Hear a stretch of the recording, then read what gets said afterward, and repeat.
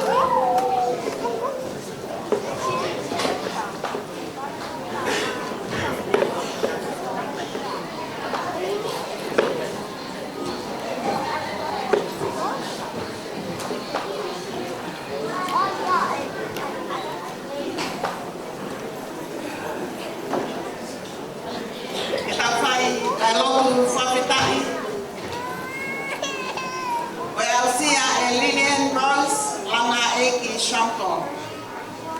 Ai makamaile taweta. Tau katoa mai ai ke Faiaho whawhitai te hoa. Tau hi koe mokui. Ai ki tahi me koe. E whawhitai mua ki he hoa. He mea ofa koia. O tae malaua. Di katoria. Kamai twin. Pakai koe whanau koe nasi mea sihova. Koe totongi o kune omi koe fua e Panama. Thanks be to God for his indescribable gift. Children are a heritage from the Lord, Victoria and Edwin. Offspring a reward from God. Tau whawhitai kia o tua.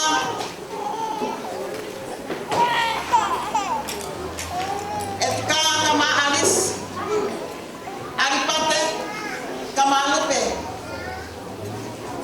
Ai family ko tope. Se kota kama siasi. Ui ki tau tolu mo frafe ki tau tolu e Lillian he ahon. Ke tau kau mo ia. sia kono makamaile tau Taha. Kole ati ke tau hiva he himi koe ni. Koe ofa alangi ki he tamaiki. Ono nge au hongo fulu maono o himi. Ka aku ikai puli hatama si kilangi. Ka aku manatui e ho tau e kilangi. Ne hau pe ki mamani ne tau he akau. Ko ene toka ngai ai tama si ko au.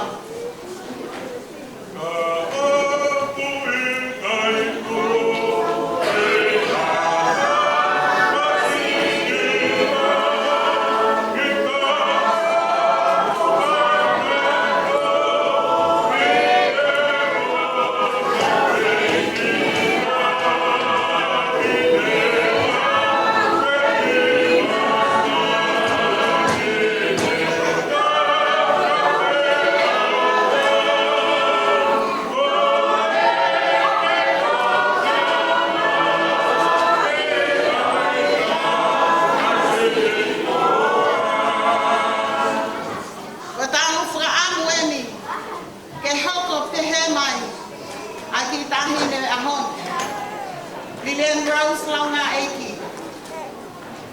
Pelotu. Ako amo ke hange be ko ya. Mau ite ke tau Faiaho ko fatongia. He ilo ke tani ke tu he ne tau. O kapasia elangi ke tamasi ko au.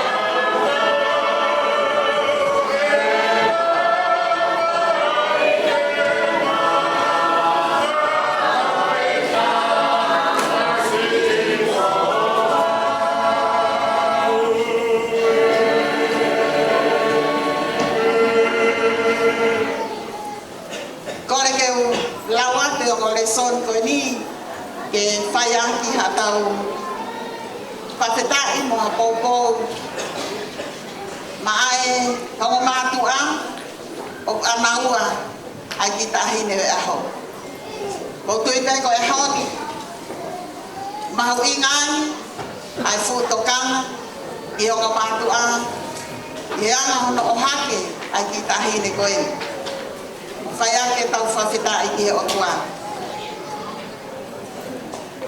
Ipseli asemisi mahai uwaki besi Taha fitu ye Taha malu. Semisi mahai uwaki besi Taha fitu moe Taha malu. Ilonga hafua kilele ya ilonga hane alfa hawa koi alhifo beia mehe tamai ngahi mama. Ene afio hafeto wangi be ko hane nefu tupu i ane liliu ko ihi ko no finangalo be o ona na ane whakato pai aki tau tonu aki a fola o e mooni ko ihi ke tau hoko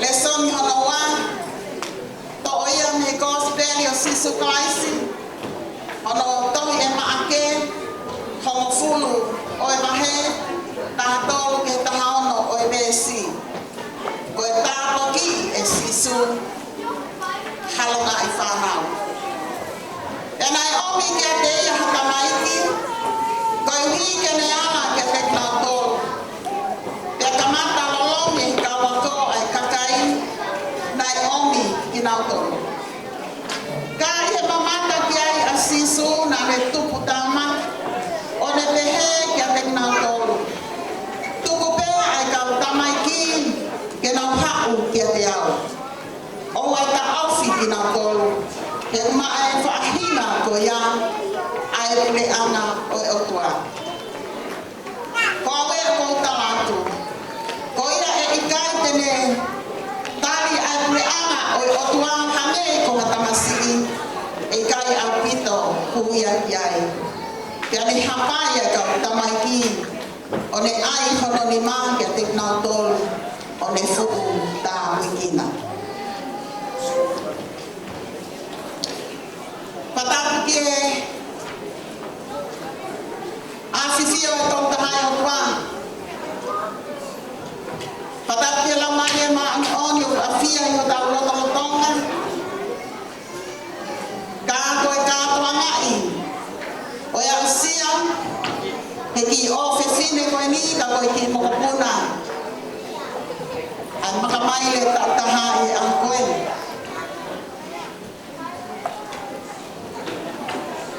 patapu atu ki e whanau mo makapuna mo Eiki tau kau whakaheni mo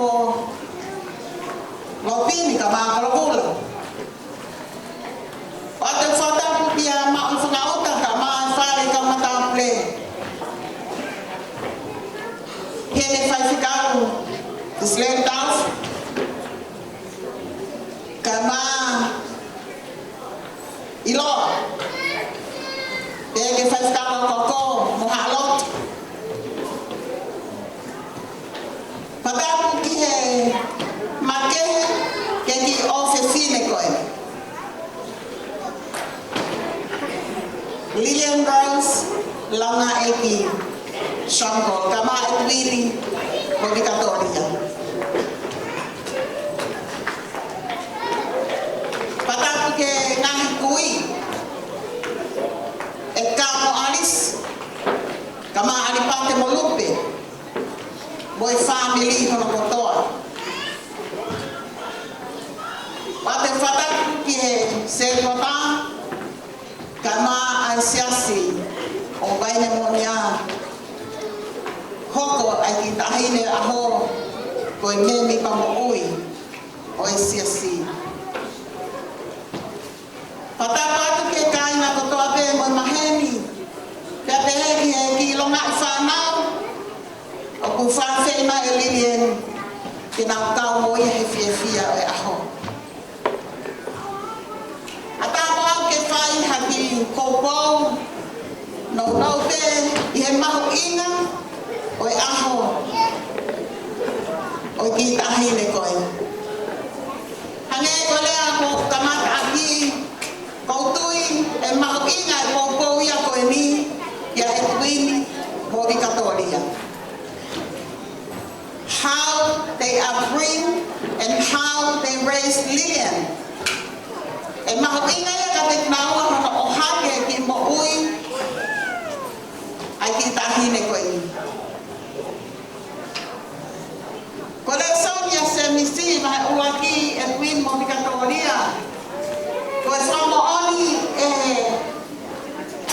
apostolo koe i he ene tohi ke kau karistiane ke kau mo ui whakamoto potu ke kau whakahai ai tohunga mo ui o utau mo kau karistiane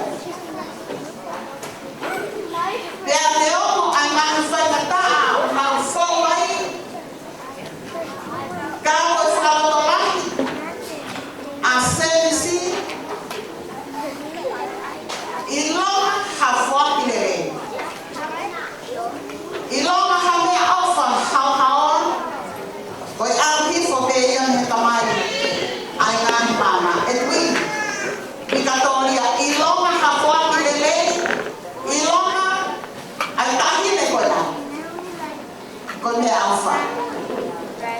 ko ne alfa hawa fonda ni otwa mau mo mama mo fare ko ne a offer she is a reward, she is a portion in the family. Go padre, go tan wati, o me offer my auntie o go no mama. Mama, go flank my e otwa. Para mai te amo colonia ka te feto wati ya. O kai ko ha feli wati. Ai wati ai otwa mati mo wa ai tami ne ko. Ikai. Na kai ha ne ne so Taha. Dei na ake liu. Ka ko pi ko no fina ngalo. Edwin mo ka to ya ko fina ngalo ko otwa. Ko la wi a se si. Ko fina ngalo ka ka wa na o otwa ai tami ne ko na. Na ne fala tu no mama. Kopi e hoko ai taki ne kona ko e polo o ngande a ko ne fobia ko ma mo ngande a ko be ko ne ngawi ngande a ko be ko ne fatu ko ai polo ai o wa o ko fobia ma mo every good thing every good and every perfect thing is from above, coming from God. Tamai te pahino ka te tautono. Ko e whana, ko te tofi a koe ni, ko e mea ofa, mei he okua. Ko e talanoa koe ki he polo e kuini, mo mika tōria. I he lau a mo se mo lotu frasiu ko e polo ko toa pe ko e first fruit pe ko e fuafua tama o e manama tau te fito ki he tama tangata a ko e fe ai fua polo ko e tama fe fine o hange ko ia ko e ahoni taramai ko e mea ia asihoa ko e polo o e manama pe ko e fua polo o e kere ko e mea ia asiho ko taimi ko toa pe ai ke puhi ha ke birthday ko tau whanau ko toa pe ki e ai kakai make a wish ko haifka amu ke ki o fefine ko ni e ahoni katolia mo Edwin. Have you make a wish for Lillian? Ko iai hamofuka amu ka Lillian. Ko haha mo tamu a ka Lillian. Amana ke puhi ane ke ko tui te tau whanono. Make a wish. Kau te fuke ku uilo ka Lillian. Te fumahina ka Lillian. Te ko haha wish te le whai. Ka ko ki moa o ku mahu inga. What is your aim? What is your goal? What is the purpose? Koi hanga mo tamua ki o mo ki o fefine koi. Hangai koi lau a mo sese. Te mo ame ka sinoma, he koi polo e ni o mo manama. Koi fehu ia a honi. Koi talaloto ia pe te lianke, ko te rita. Ia mahino ka te rita no ngahlelei, ko tāko ki atia he otwa, nai hoko ko ki tamisi, i he loto a, pane hame otwa o to, a te rita me he loto a, o awe, o tuku he taloni o Israel.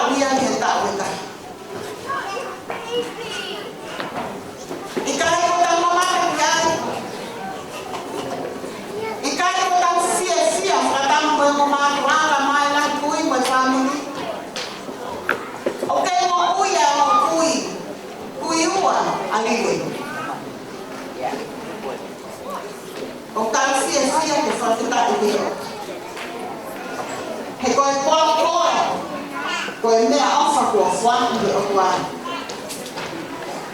Te ko tui te, Toria, tama e tui. O pia e whakaana ua mo whakaana. I had a wish for Lillian.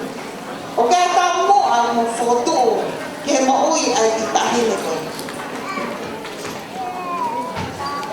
O tamu aya ay otua ke o taha ko toa pe ko toa pe i whalene. Mo e toa taha ko toa pe ko ne naami. Mo e tamu ay otua ke tau whai ay ngahi ngawe le. Mo e tamu aya ay otua. Tako tui pe ko mo hanga o haki ay itahine ko ay Lillian. Mo whaampe ke mo nuia. O mo whaampe ke ia e ngai whatu ameli. Ke whakatu umahali a Lillian. Ke ia i hana kahau lelei. Ke ia i hana hi whakaamanaki lelei maana. O kutao pe ke o hake ki he otua. I he orita whawhitai o e ahi ko eni. Ai ki tahine ko eni. Mo tau mapai a ki he otua. Ke hoko atu mua hana tokoni e o ngamatu ani. I hono tau hi. Ai ki o whiwhine ko eni. Nā ku whakahoko ai maari a etuini. Mo Victoria. Nā ku papitaiso ai ki pepe ko eni. Ko e honi. O toi kau pe he whawhitai ki ho tua. E whai hono tāpua. Ai mo oia Lillian. He ako siya hono tāta. Mai whakatawange ia ke te kumoua. O hane koe ngahi mātua na nau omi e nau whanau ki a sisu. Ke whai hono tāpua e tina neo hono tā ofi e kau ato. Pehe tapua ku mau i ai taimi o sisu. Pehe tapua ku mau hono taimi pa ku whanau a ki ai. Lahi ene ngawe, koe lawi ai kau ato. Ika. Ko sisu kono ofa ana e whanau. Ko sisu kono ofa ana e whanau. Nane whawhora tuku pe ai whanau. Ke omu ki a te au. Te ala sisu. O ne hauna bai e whanau. Te ne whai hono tāme tino. O iai. I praise the whanau business. Ko e ahoni ko tāne siasi. Ke kau whakana e whanau. Mo e kai la rahi he mao e sāngara me niki. O e o moe a Eiki. Ke whamahi no. O kuiai ai mahu ina o e whanau. I he siasi. Ka mo e whinangaro. O e o tua. Whawhawhonga i atu e tāmonu. Ke ki tahine ko e. Ia tau sione na he uaki e siwa. Lillian ke o mau pūwhia ko e. Ke te tō maari e he mea kotoa te. Ka e maa ke te mo ui e hei. O hane ko e tō maari e. Ahola maari e. O ikai ha mau whia kula. I me ani. Ai mau whanono ki e mau whanau. A naura laka. I he mo ui. O tui e tui ka maa Victoria. O e whawhara o ku whanu au piko he lahi ako nā. Se unga mo e tuku a Lillian. Whalotoa hei te maua. Mahu ina i ki lot family. Mahu ina au pito. Ai lau e whawhara neomo. Te eke whupahino e ka Lillian. Ai te he ha bedtime story. Hele kei te puka e ape me te kuma le fulahi. Pea mahino ai mahu ina o e whawhara. Ke a ko e aki. A ene mo ui. Ko e whawhara. Ko e ako naki le leita hape ia. Ki he toko taha ko toa pi. O ako ki he tau whanau. Ko e mea. Kai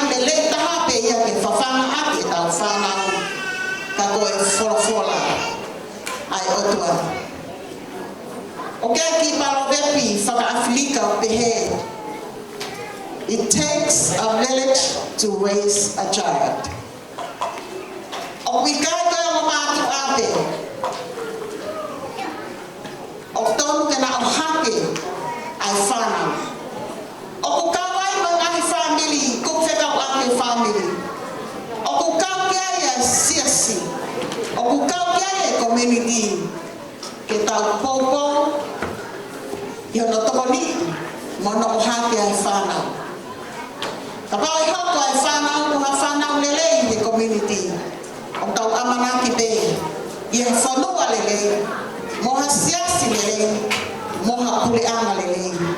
Kai maha mamani, o lelei, mo whakaofa, kia lelei na whaka. Ko ia talamonu, mo i ofa, ke ki tahine aho Lillian Rose, Launga Eiki. Iene au sia, ai Taha, o mana mai le Taha, a ene mo'u. Kole ke tau, hiva he himi hanoa.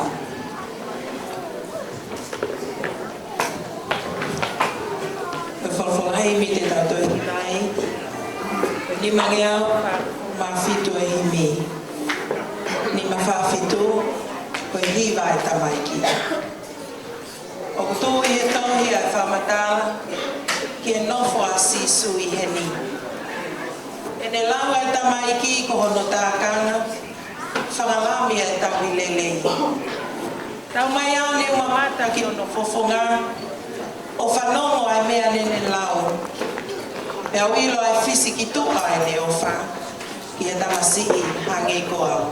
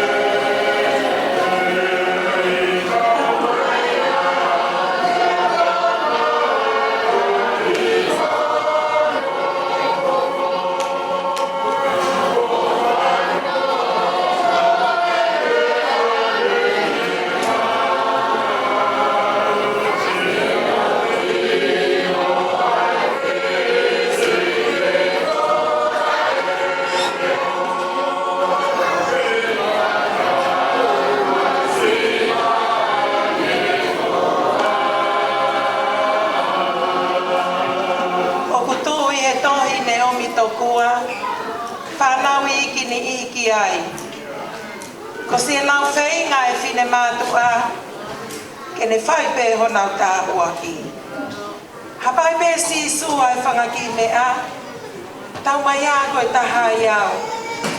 O tō me o nā whawhonga ai lea, mō tuku ai ki hau.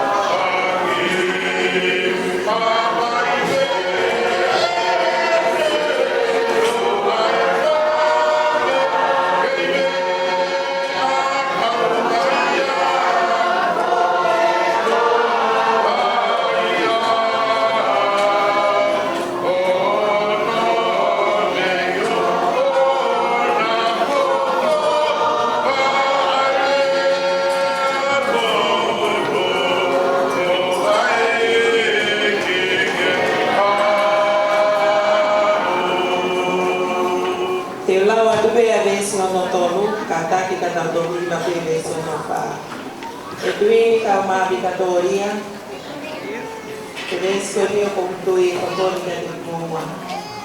Ka whawhetai o ke whai mo fua, ke whiohi mo sisu. E leo ma e ni awhio o ngā, ka koe pule ia e fuuni me e si. Kau ka lotu ki ai, ke ne hanga mai lewa o mo i ka mea te te lau. Mea ngau e alangi ke tai a rea, a tamasiki hange ko au. Me swa o si. E sisu, tokoni ki hoku ki loto, whakamaa me he kovi kotoa. Hei ilo e whai pea te tano nofo, o mamata ki si o fofo ngā. He whanua lelei ne ke alu ke teo, nofo anga ka kai kua maa. O kau mo e hosi te whanau ne hu, kai nau na hopule anga.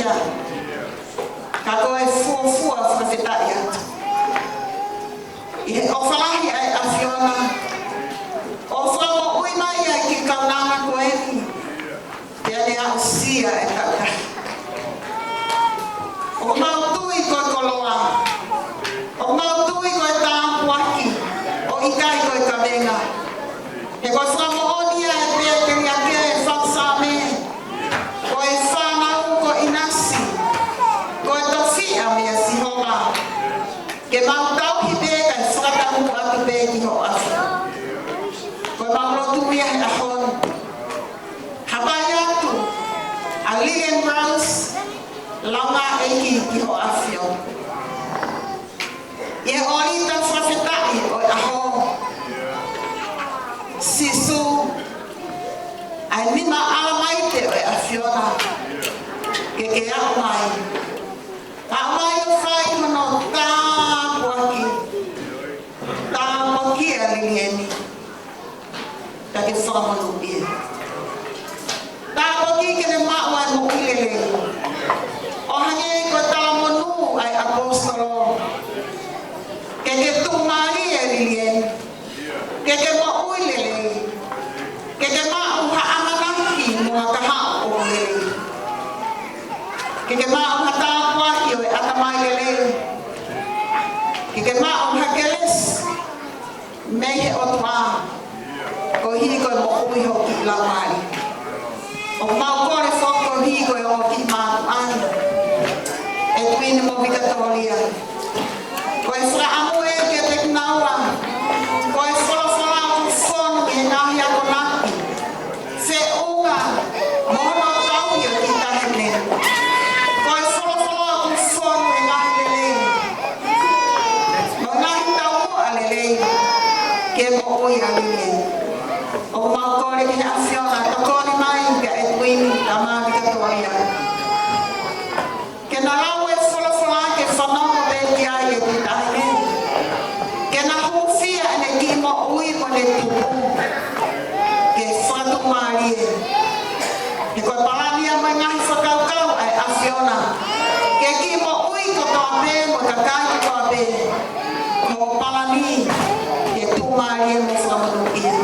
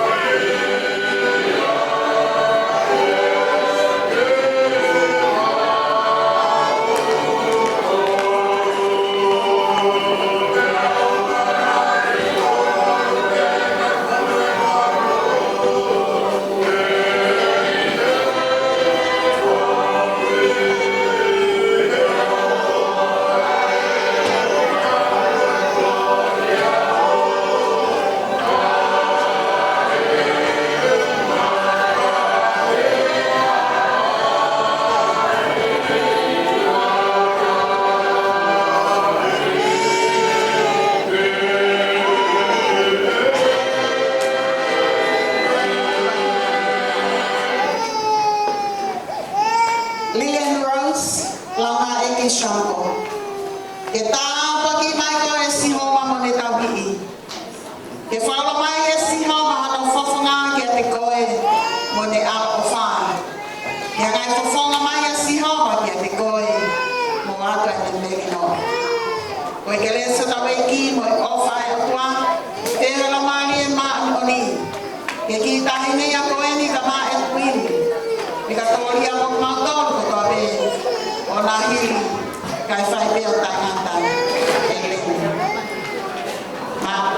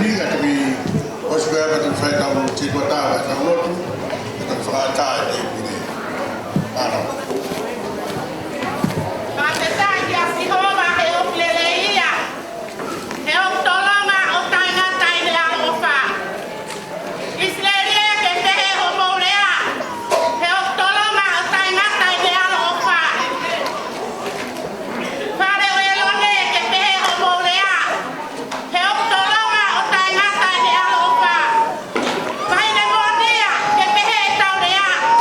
He o tolonga o tainga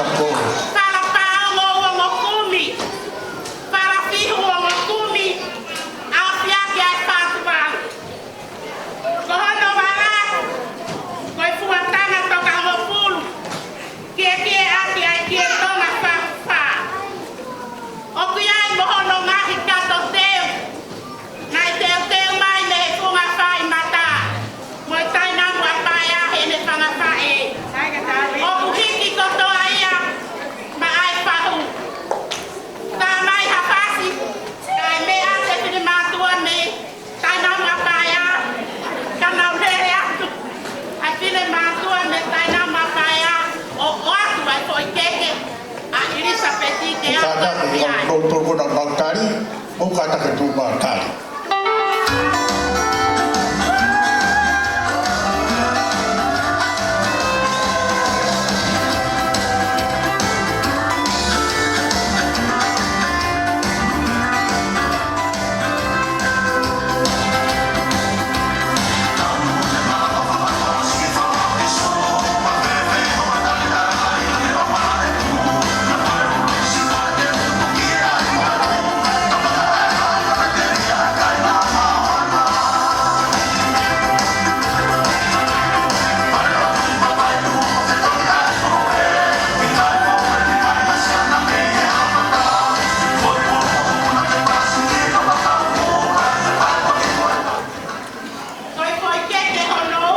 Halo.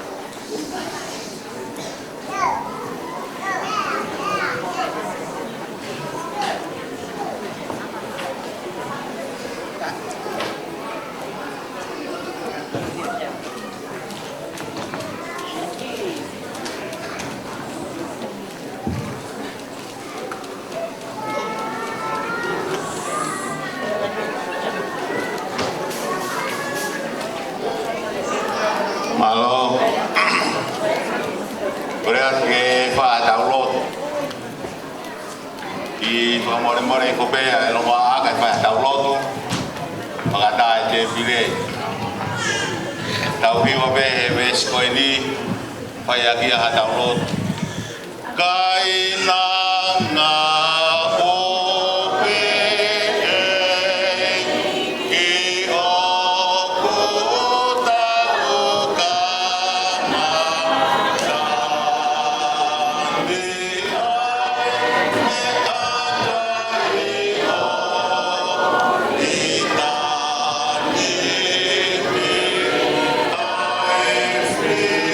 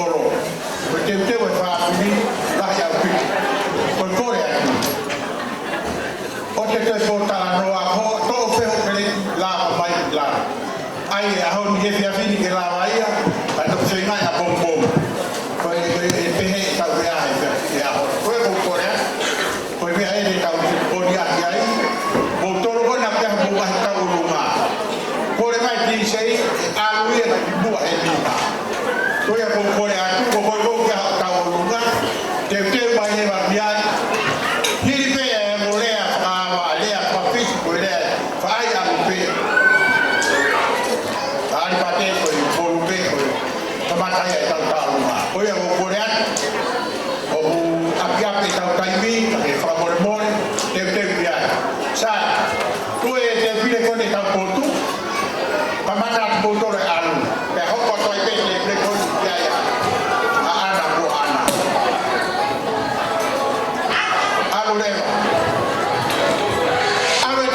tak kai mo di mo ya me ho ka pe pe ni ni ko ko. Ba da so mo.